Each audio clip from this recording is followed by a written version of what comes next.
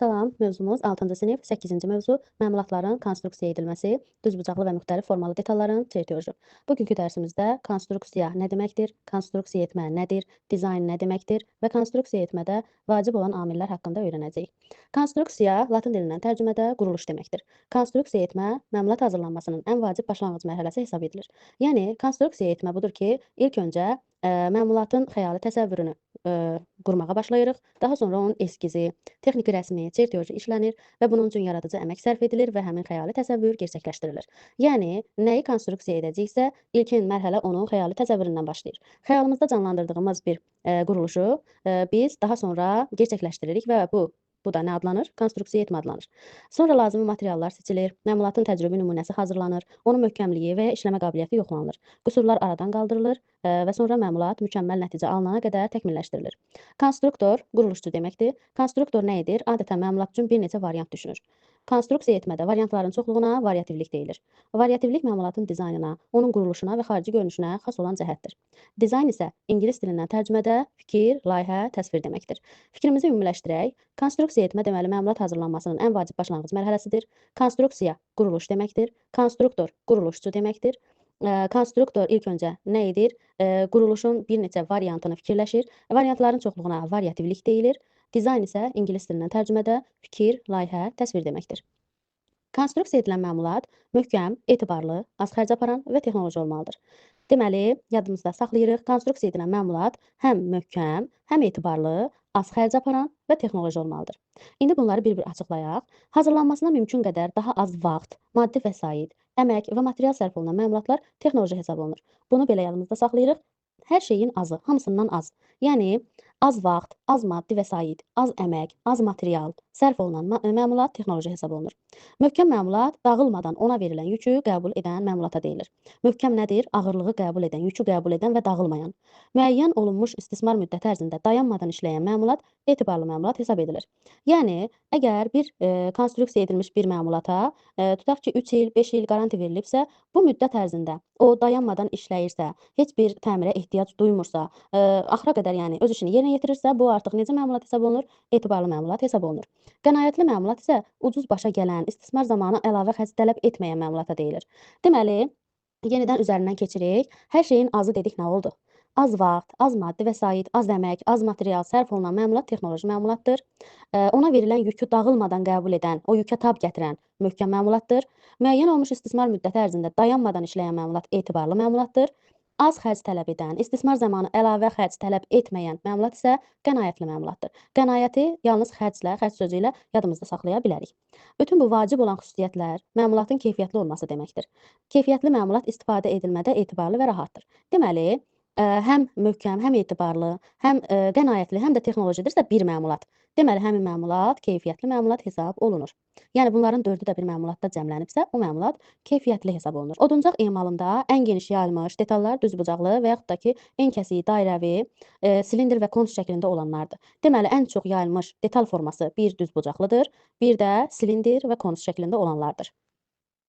Demək ki, qeyd etdiyimiz düzbucaqlı, silindr və konus şəkilli detallar harada istifadə olunur, onlara diqqət yetirək. Stol və stulların oturacaqları, yeşiklərin divarları düzbucaqlı formada olur. Bellərin, taxta çəkicilərin, xəkəndazların və yiyələrin dəstəkləri isə silindr və ya konus şəkilli detallardır. Hər zaman məmulatın hazırlanması həm eskizin, texniki rəsmin və çertyojun yerinə yetirilməsindən başlayır.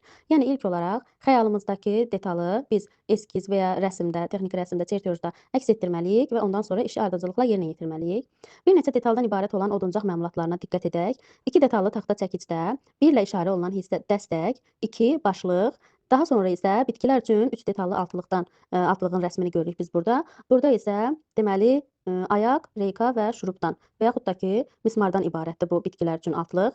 Deməli, şəkillərə diqqətlə baxırıq və hissələrini yadımızda saxlayırıq. Çünki suallarda şəkillərdən belə qarşımızda çıxa bilər. Ona da hazırlıqlı olmalıyıq. Bir neçə detaldan ibarət olan məmulat yığma çertyojunda təsvir edilir. Deməli, adi çertyojdan fərqli olaraq yığma çertyojunda nə təsvir olunur? Bir neçə detaldan ibarət olan məmulat hər zaman yığma çertyojunda təsvir edilir.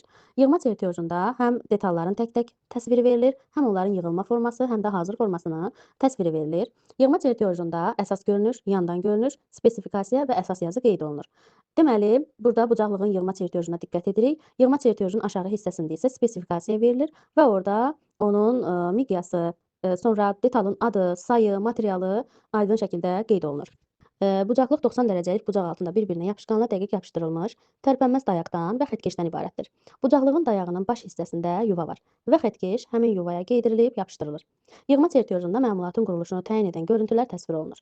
Bucaqlığın yığma çertyoju üçün iki görüntünün olması kifayət edir. Əsas və soldan görünüş. Deməli, yığma çertyojunda əsasən nə qeyd olunurdu? Əsas görünüş, yandan görünüş, spesifikasiya, əsas yazı. Tam onu anlamaq üçün bizə nə lazım idi, nə kifayət edirdi? Əsas görünüş və soldan görünüş məmulat quruluşunu tam anlamaq üçün bizə kifayət edir. Yığma çertyojunun aşağı sağ küncündə əsas yazı yerləşir.